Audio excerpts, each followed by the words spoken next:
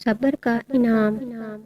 آغا صاحب کرایہ لینے آئے تو ان کا کرایہ دار موجود نہیں تھا، بلکہ ایک خطرناک شکل والا انسان باہر آیا اور اس نے آغا صاحب کو بتایا کہ وہ اس مکان کا نیا مالک ہے۔ آغا صاحب یہ سن کر چکرا گئے۔ انہیں لگا کہ شاید یہ جھوٹ ہے، مگر اس شخص نے جس طرح ان کے منہ پر دروازہ بند کیا وہ سمجھ گئے کہ ان کے ساتھ ہاتھ ہو گیا ہے۔ اس کے بعد ان کی زندگی مشکل سے مشکل تر ہوتی گئی۔ انہوں نے ہر ممکن کوشش کر لی، ہر دروازہ کھٹکھٹایا، مگر کچھ نہ بن سکا۔ پولیس کے پاس رپورٹ درج کرائی تو بھی کچھ نہ ہوا۔ قبضہ کرنے والے شخص کے پاس پکے کاغذات تھے۔ پھر یہ معاملہ عدالت تک پہنچ گیا، جہاں ایک تکلیف دہ اور صبر آزما عمل کا آغاز ہوا۔ 3 ہفتوں اور ہفتے مہینوں میں بدلنے لگے۔ اسی طرح کئی سال گزر گئے۔ آغا صاحب کے پاس جو کچھ تھا انہوں نے مقدمے پر لگا دیا، پھر زیور اور گھر کی قیمتی اشیاء بیچی، آخر میں قرض لیا، مگر نتیجہ کچھ نہ نکلا۔ ان چند سالوں نے ان کی کمر توڑ کر رکھ دی۔ انہیں احساس ہونے لگا کہ ان کی زندگی میں اس مقدمے کا فیصلہ نہیں ہو سکتا، اور وہ خود بھی بستر سے جا لگے۔ ان حالات میں ان کی اہلیہ ہی تھیں جو ان کا حوصلہ بڑھاتی تھیں اور صبر کرنے کا کہتی۔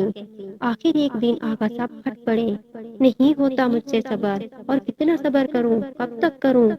کہتے کہتے ان کو کھانسی کا دورہ پڑ گیا۔ وہ کھانستے کھانستے بے حال ہو گئے۔ اہلیہ پانی لینے دوڑی اور احمر بھاگتا ہوا آیا اور ان کی پیٹھ سہلانے لگا۔ آغا صاحب نے پانی پیا اور گہرے گہرے سانس لینے لگے، پھر آہستہ سے بولے، بے شک ہمیں صبر کرنا چاہیے، لیکن اب میرے صبر کا پیمانہ بھر چکا ہے۔ ہم نے بلا وجہ مقدمہ بازی کی، اپنی جمع پونجی بھی لٹا دی اور بال بال قرض میں جکڑا جا چکا ہے۔ لہٰذا میں نے فیصلہ کیا ہے کہ اب ہم مقدمے کا پیچھا نہیں کریں گے اور نہ کسی کے خلاف ہائی کورٹ میں اپیل کریں گے۔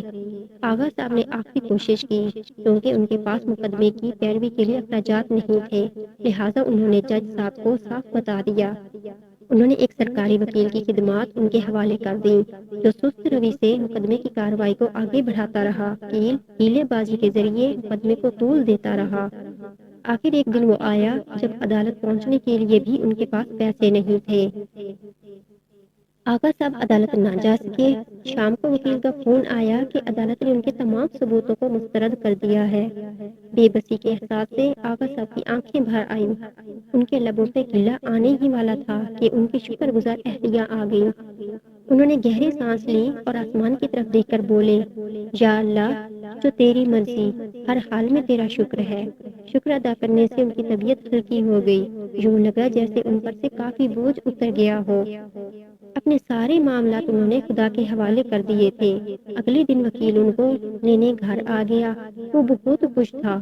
اس نے گرم جوشی سے آغا صاحب سے ہاتھ ملایا اور ان کو خوشخبری سنائی کہ جس پراپرٹی ڈیلر نے ان سے دھوکا کیا تھا، اسے دل کا دورہ پڑا۔ اس نے مرنے سے پہلے اعترافی جرم کر لیا، جس سے مقدمہ ان کے حق میں ہو گیا ہے اور جلد ان کا مکان انہیں ملنے والا ہے۔ یہ خبر سن کر آغا صاحب اتنا روئے کہ آنسو تھمنا مشکل ہو گئے۔ ان کی آزمائش ختم ہو گئی تھی جس نے انہیں پریشانی میں ڈالا تھا۔ اللہ تعالیٰ نے انہیں اس پریشانی سے نکال لیا، یہی ان کے صبر کا انعام تھا۔ ڈیئر ویورز، آپ کو میری یہ آج کی ویڈیو کیسی لگی؟ کمنٹ سیکشن میں ضرور بتائیے گا، اور چینل کو سبسکرائب کرنا تو بالکل بھی مت بھولیے۔ انشاءاللہ میں اپنے چینل کے تمام سبسکرائبرز کو اپنی دعاؤں میں یاد رکھوں گی، اور آخر میں اپنی ویورز کو یہ پیغام دینا چاہوں گی کہ اپنی نمازوں کو ان کے صحیح وقت پر پابندی سے ادا کرتے رہیں، اور اس دنیا کی کامیابی کے ساتھ ساتھ آخرت کی تیاری بھی ضرور کریں۔ جزاک اللہ خیرا کثیرا۔